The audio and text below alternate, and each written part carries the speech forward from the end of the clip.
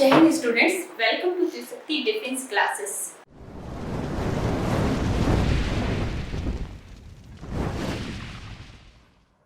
हम लोग आज स्टार्ट करने जा रहे हैं इकोनॉमिक्स। इस पे हम थोड़ी सी बात पहले कर चुके हैं। अब हम यहाँ से विस्तार से बात करेंगे और ये हमारा आज का पहला टॉपिक रहेगा। ठीक है, तो जैसे कि मैंने बोर्ड पे लिखा है, आप लोगों को भी इसमें दिखाई दे रहा होगा कि बोर्ड पे लिखा हुआ है आपका अर्थशास्त्र और अर्थव्यवस्था। ये दोनों टर्म्स डिफरेंट हैं। ठीक है, अर्थशास्त्र अलग होता है, अर्थव्यवस्था अलग होती है। तो इसी को आज हम समझेंगे। ठीक है, तो सबसे पहले हम आते हैं अर्थशास्त्र यानी कि इकोनॉमिक्स। इकोनॉमिक्स क्या है? ठीक, इस बात को समझने के लिए आपको थोड़ी सी बातें समझनी होंगी और जो शब्द होते हैं उनके अर्थ को भी समझना होगा, क्योंकि मैं पहले भी बता चुकी हूँ कि अगर आप इकोनॉमिक्स को समझना चाहते हैं तो उनके शब्दों को आप समझिए। तो अर्थशास्त्र आप किसे कहेंगे? ठीक है, अर्थशास्त्र हम उसे कहेंगे जिसमें मानव की आर्थिक गतिविधियों का अध्ययन किया जाता है। वो क्या कहलाता है? आपका अर्थशास्त्र होता है। ठीक है, तो चलिए इसको हम कैसे समझेंगे? जिसमें मानव की, ठीक है, इसमें मानव की आर्थिक गतिविधियों का अध्ययन किया जाए वो क्या कहलाता है? अर्थशास्त्र। अब आर्थिक गतिविधियां क्या होती हैं? ये भी एक प्रश्न है, या मतलब ये भी एक समझने वाली चीज है कि आर्थिक गतिविधियां आप किसे कहेंगे। तो इस बात को हमें समझना होगा कि आर्थिक गतिविधियां क्या होती हैं। तो आर्थिक गतिविधियां क्या होती हैं? जिसमें हमेशा प्रॉफिट या लॉस की बात की जाती है, यानी लाभ और हानि की जहां बात होती है वो क्या होती है? आर्थिक गतिविधियां। अगर आप लोगों को पता हो तो अर्थ का मतलब क्या होता है? ठीक है, एक अर्थ होता है कि जैसे उसकी आप व्याख्या या मतलब उसका मतलब, एक अर्थ का मतलब होता है धन। ठीक है, धन मतलब क्या हो गया? आपका मनी। तो यही से ये अर्थशास्त्र बना हुआ है। ठीक है, अर्थ और शास्त्र जुड़ा दिया, मतलब जिसमें धन का अध्ययन किया जाए वो क्या हो जाती है? अर्थशास्त्र हो जाता है। तो ये अर्थ का मतलब यहाँ पे धन है, तो इसी के रिगार्डिंग इसका नाम है अर्थशास्त्र। ठीक है, तो अब जिसमें मानव की आर्थिक गतिविधियां का अध्ययन किया जाए वो आपका इकोनॉमिक्स हो गया। और इसमें आर्थिक गतिविधियां क्या होती हैं? जिसमें लाभ और हानि की बात होती है। जैसे कि अगर आप कोई व्यापार करेंगे तो क्या होगा? क्या होगा? आपको लाभ भी हो सकता है और आपको हानि भी हो सकती है। ठीक है, तो ये आपका आर्थिक गतिविधि में आ जाएगा आपका व्यापार। तो आर्थिक गतिविधियां किन्हें आप कहेंगे? जिसमें लाभ और हानि की बात की जाती है। ठीक है, चलिए अब हम लोग आगे बढ़ते हैं। अब आपने आर्थिक गतिविधियां समझ लिया। आर्थिक गतिविधि करने के लिए जैसे कि क्या क्या जरूरी होता है? ठीक है, तो हम लोग कैसे समझेंगे कि एक आर्थिक गतिविधि कब होगी?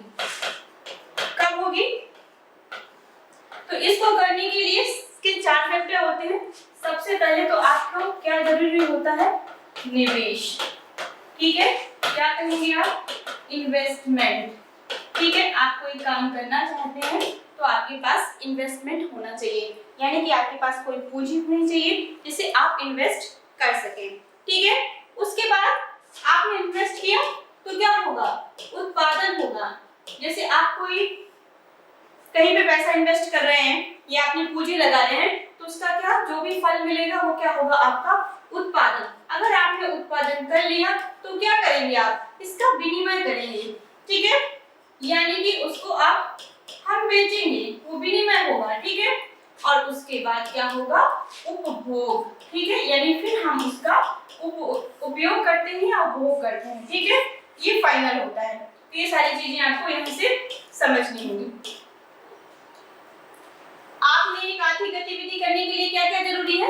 निवेश की आवश्यकता है, फिर आपका उत्पादन होगा, उत्पादन के बाद विनिमय होगा, विनिमय के बाद उपभोग होगा। तो ये 4 फैक्टर होते हैं। 4 फैक्टर। अब आर्थिक गतिविधि के लिए जो उसके तत्व होते हैं अब हम उस पर डिस्कस करेंगे। ठीक है, ये तो एक आर्थिक गतिविधि होने के लिए ये जरूरी था 4 फैक्टर।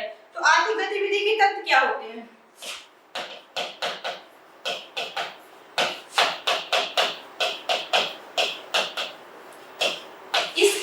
इसमें भी 4 ही तत्व होते हैं। ठीक है,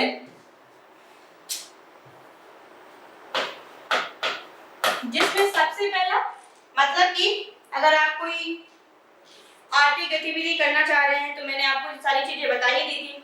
निवेश होगा, आपका उत्पादन होगा, विनिमय होगा उपभोग होगा। अब हम लोग बात करते हैं उत्पादन पर, ठीक है, उत्पादन पे बात करेंगे सबसे पहले, ठीक है। तो उत्पादन कैसे होगा, कैसे आप कोई प्रोडक्ट को बनाएंगे, ठीक है, उत्पादन मतलब प्रोडक्शन, ठीक है। तो कैसे होगा उत्पादन, उसके लिए सबसे जरूरी क्या होता है, मैंने पहले भी इस चीज को बताया था और अगर आपको याद होगा तो अभी आप मुझे बता सकते हैं। उत्पादन करने के लिए जो सबसे आवश्यक चीज होती है वो होती है श्रम, ठीक है, इसको हम पहले नंबर पर रखते हैं, श्रम को हम पहले नंबर पर रखेंगे। दूसरी जो बात होगी वो होती है भूमि, ठीक है, मतलब एक श्रम की जरूरत है, आपको मेहनत करनी रहेगी अगर आप कुछ उत्पादित करना चाहते हैं। अगर आप नहीं मेहनत करना चाहते हैं तो दूसरों से भी करवाना पड़ेगा, लेकिन ये आपका सबसे इम्पोर्टेंट फैक्टर होता है। उसके बाद आता है आपका भूमि। तीसरा जो होगा आपका पूंजी, ठीक है, ये होता है लोगों के पास बहुत पैसा रहता है लेकिन वो कहीं इन्वेस्ट ही नहीं करेंगे तो क्या मतलब है, ठीक है, या वो काम करना नहीं चाहते हैं या उनके पास जमीन नहीं है, पैसा है तो पैसे से जमीन खरीदी जा सकती है बट वो श्रम करना ही नहीं चाहते। तो सबसे इंपॉर्टेंट फैक्टर आपका क्या हुआ, श्रम, पूंजी, भूमि, पूंजी और ये होता है उद्यमशीलता। मतलब इसको थोड़ा सा आपको समझना होगा। उद्यमशीलता मतलब जोखिम उठाने की शक्ति, मतलब हर सब कोई सोचता है कि हम ये करेंगे वो करेंगे, लेकिन जिसमें जोखिम उठाने की शक्ति होती है वही उत्पादन कर सकता है, या मतलब कुछ जोखिम उठाने की ललक भी बोल सकते हैं उसे, या उसे भूख भी बोल सकते हैं कि नहीं मुझे ये काम करना ही है। तो ये क्या होता है आपका उद्यमशीलता। आगे चल के जब क्या हम कोई प्रोडक्ट बनाते हैं और उसकी कीमत निर्धारित करते हैं तो इसका बड़ा रोल होता है, इसको भी उसमें ऐड किया जाता है उसकी कीमत निर्धारण करने के लिए। तो ये हम आगे डिस्कस करेंगे। तो हमने क्या किया, 4 फैक्टर पे बात कर ली, आपका श्रम हो गया, भूमि होगी, पूंजी होगी और आपका उद्यमशीलता होगा। उत्पादन के लिए ये 4 फैक्टर जरूरी है, अगर इसमें से एक भी नहीं होगा और इसी क्रम में ये रहेंगे, ठीक है, इसी क्रम में रहने का मतलब है आप इन्हें ऊपर नीचे नहीं कर सकते। तो ये अगर 4 फैक्टर आपके पास है तो आप उत्पादन कर सकते हैं, ठीक है। अब हम बात करेंगे जैसे कि अभी जैसे हमने देखा कि उत्पादन के लिए इन 4 जरूरी चीजें आपकी इंपॉर्टेंट चीजें थी, तो ये देखो अब इसके हम देखेंगे उत्पादन के क्षेत्र, ठीक है। तो हम इसको इरेज कर लेते हैं और इसको रहने देते हैं। तो उत्पादन के क्षेत्र कौन कौन से होते हैं, उत्पादन के आपके 3 क्षेत्र हैं, क्षेत्र तो है आपके 6, ठीक है, जो नए जोड़े गए हैं पर हमें 3 तक ही बात करनी है, ठीक है। इसमें आपका प्राइमरी सेक्टर, सेकेंडरी और ये हो जाएगा आपका प्राइमरी, सेकेंडरी और आपका जो रहेगा तीसरा वाला ये जो हो रहेगा आपका टर्सरी सेक्टर हो जाएगा, ठीक है। अब क्या होगा, ये 3 सेक्टर है, प्राथमिक, द्वितीयक और तृतीयक, ठीक है।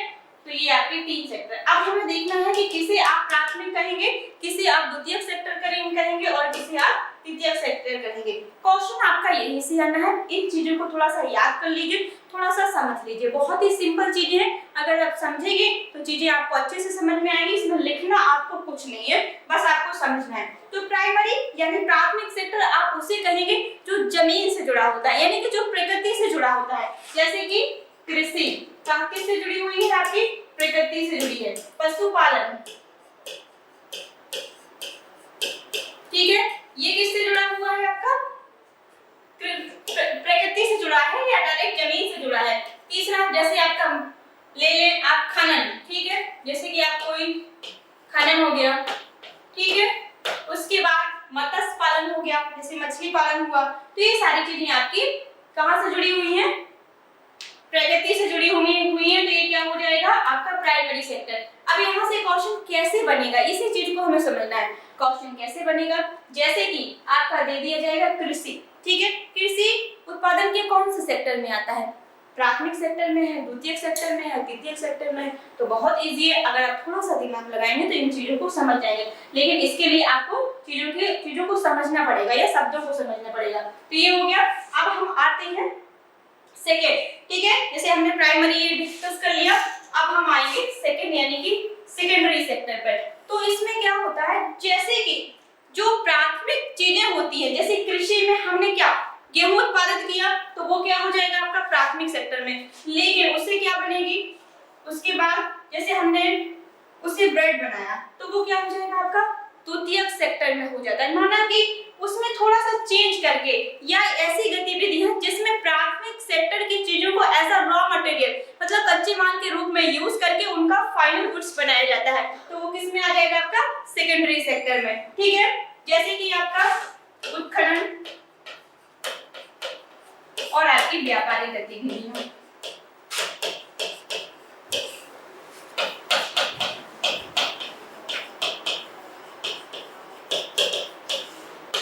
ठीक है, अब हम बात करते हैं तीसरे सेक्टर की, यानी कि आपका तृतीयक सेक्टर। इसमें किस चीज को आप रखेंगे, तृतीयक सेक्टर में हम सेवा की बात करते हैं। सेवा जैसे कि आपका बीमा, बैंकिंग, आपका शिक्षा, ठीक है, और एजुकेशन, ये सारी चीजें आपकी किसमें आ जाएंगी, टर्सरी सेक्टर में आ जाएंगी। इसमें एक नया सेक्टर और एक ऐड किया गया है, चतुर्थक सेक्टर। ठीक है, उसमें जोड़ा गया है टेक्नोलॉजी को। टेक्नोलॉजी का मतलब कोई भी चीज आप जैसे ले ले, जैसे हम आज YouTube पे आपको पढ़ा रहे हैं तो किसके माध्यम से पढ़ा रहे हैं, टेक्नोलॉजी के माध्यम से आपको वहां पढ़ा रहे हैं। तो ये नया सेक्टर ऐड हुआ है, जिसे आप चाहें तो लिख सकते हैं, अगर नहीं लिखना चाहते हैं तो कोई बात नहीं। ठीक है, अब हम आगे बढ़ेंगे, जिसमें हम पढ़ेंगे अर्थव्यवस्था के टाइप, मतलब कितने टाइप की अर्थव्यवस्था होती है या आपकी इकोनॉमिक्स कितने टाइप की होती है। तो पहले थोड़ा सा देख लेते हैं। इकोनॉमिक्स को दो पार्ट में डिवाइड किया गया है। ठीक है,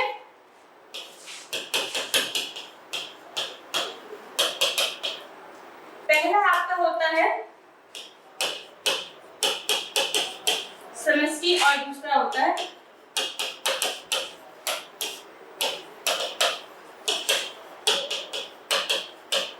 व्यष्टि स्तर। मतलब समष्टि का मतलब क्या होगा, जिसमें हम समस्त आर्थिक गतिविधियों का अध्ययन करते हैं। ठीक है, किसी देश की समस्त आर्थिक गतिविधियों का अध्ययन होगा, वो क्या हो जाएगा आपका समष्टि में आ जाएगा।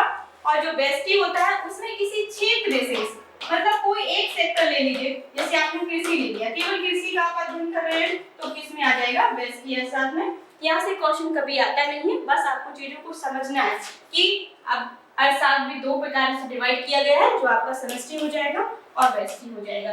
ठीक है, इस सरकार के नियंत्रण के आधार पर। ठीक है, तो इसको लिख लेते हैं हम लोग, सरकार के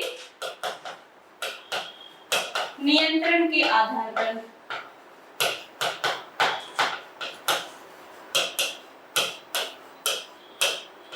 इसमें भी आपका जो अर्थशास्त्र है उसको 3 पार्ट्स में डिवाइड किया गया है। मतलब जैसे हम लोगों ने विकास के आधार पर किया था, सरकार के नियंत्रण के आधार पर भी ये आपका 3 ही प्रकार का है, जिसमें सबसे पहले होता है पूंजीवादी। ठीक है, और जो सेकंड होगा वो हो जाएगा समाजवादी, और थर्ड हो जाएगा आपका मिश्रित।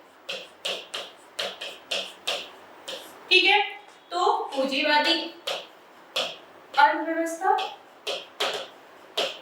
समाजवादी अर्थव्यवस्था और मिश्रित अर्थव्यवस्था।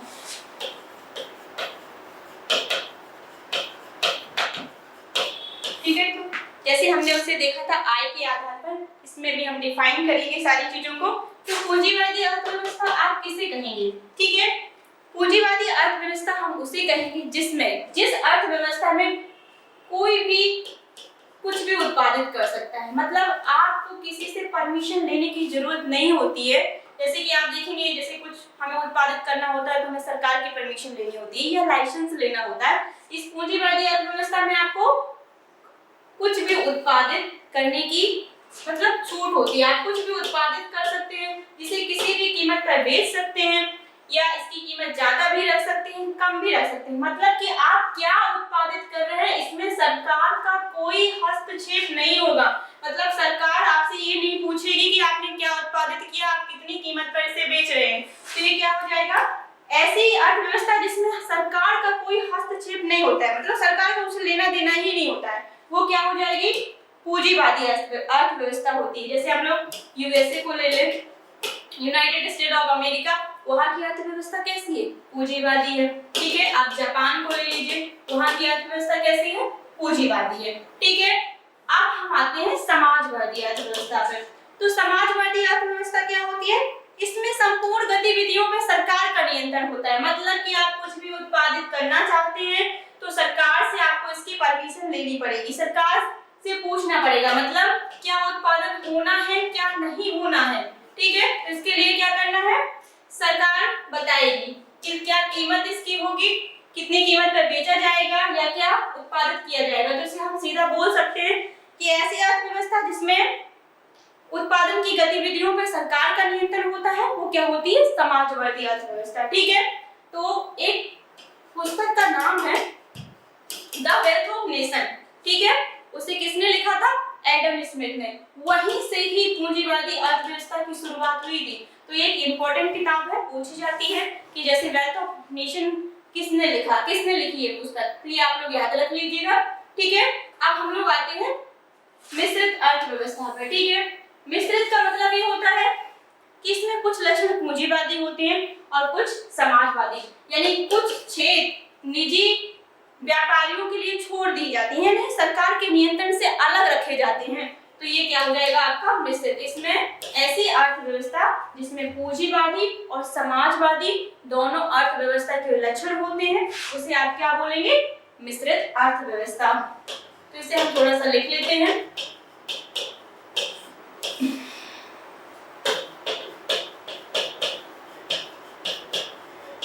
ठीक है, तो अब थोड़ा सा हम बात करते हैं भारत के संदर्भ में। ठीक है, क्योंकि आपका जो सिलेबस है एनडीए का उसमें ये सब नहीं है इतना ज्यादा, उसमें केवल भारतीय अर्थव्यवस्था के बारे में बात कही गई है कि आपको यहाँ से क्वेश्चन मिलेगा, लेकिन सारी चीजों को समझने के लिए आपको इतना सब पढ़ना पड़ेगा, चीजों को समझना पड़ेगा।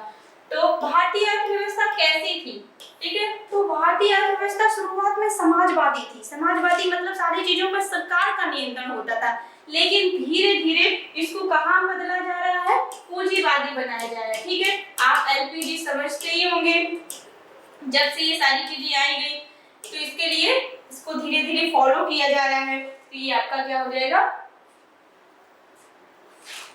समाजवादी अर्थव्यवस्था से भारतीय अर्थव्यवस्था कहाँ जा रही है, पूंजीवाद की ओर। अब हमें एक टाइप और डिस्कस करना है, प्रवृत्ति के आधार पर। प्रवृत्ति के आधार पर अर्थव्यवस्था कितने प्रकार की होती है, दो प्रकार की होती है। ठीक है,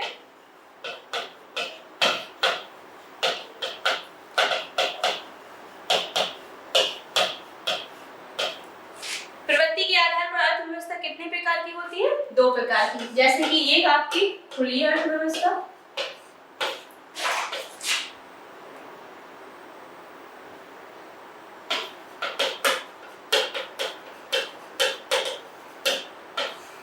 और एक हो जाएगा आपको बंद अर्थव्यवस्था।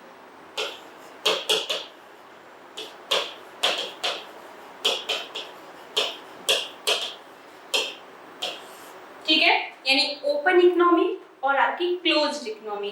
तो आप किसी बोलेंगे ओपन इकोनॉमी, आपने तो बता दिया कि प्रवृत्ति के आधार पर अर्थव्यवस्था दो प्रकार की होती है, जिसमें आपका पहला खुली और ओपन। ठीक है, तो क्या होता है खुली अर्थव्यवस्था, आप उसे कहेंगे जिसमें आयात और निर्यात की क्रियाएं होती हैं। ठीक है,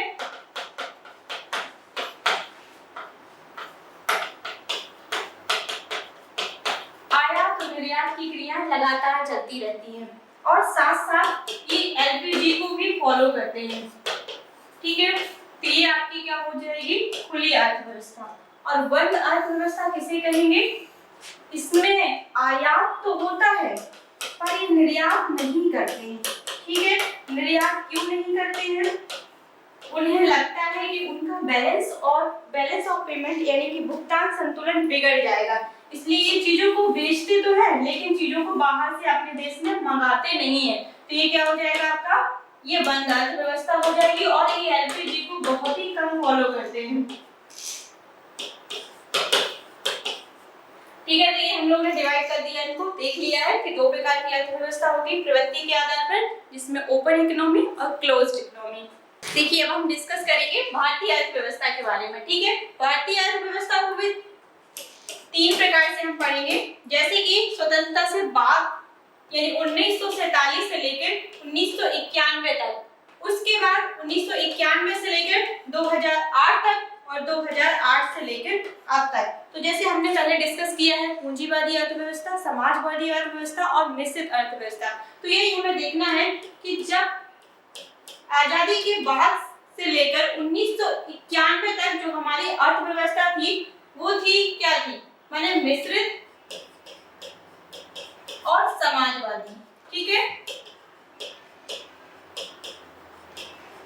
ये दोनों प्रकार की चीजें थी, यानी 20% आपकी जो अर्थव्यवस्था थी वो मिश्रित थी और 80% समाजवादी थी। यानी कि 80% चीजों पर किसका नियंत्रण था, सरकार का नियंत्रण था, और 20% चीजें मिश्रित थी, यानी कि वो पूंजीवादी हो सकती थी। उसके बाद फिर आए हम 1991 से लेकर 2008 तक, थोड़ा सा अर्थव्यवस्था का संदर्भ बदला और इसमें मिश्रित और पूंजीवादी अर्थव्यवस्था आई।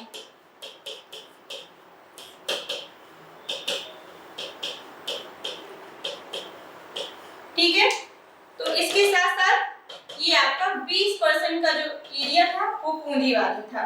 अब 2008 से लेकर अब तक जो हमारी अर्थव्यवस्था है वो मिश्रित है, यानी कि अभी हम मिश्रित अर्थव्यवस्था में चल रहे हैं और हमारी जो कोशिश है कि हम पूंजीवादी अर्थव्यवस्था की ओर बढ़े। ठीक है, तो जय हिंद स्टूडेंट्स, अब हम आगे इसी चीज को बढ़ाएंगे और अगले वीडियो में।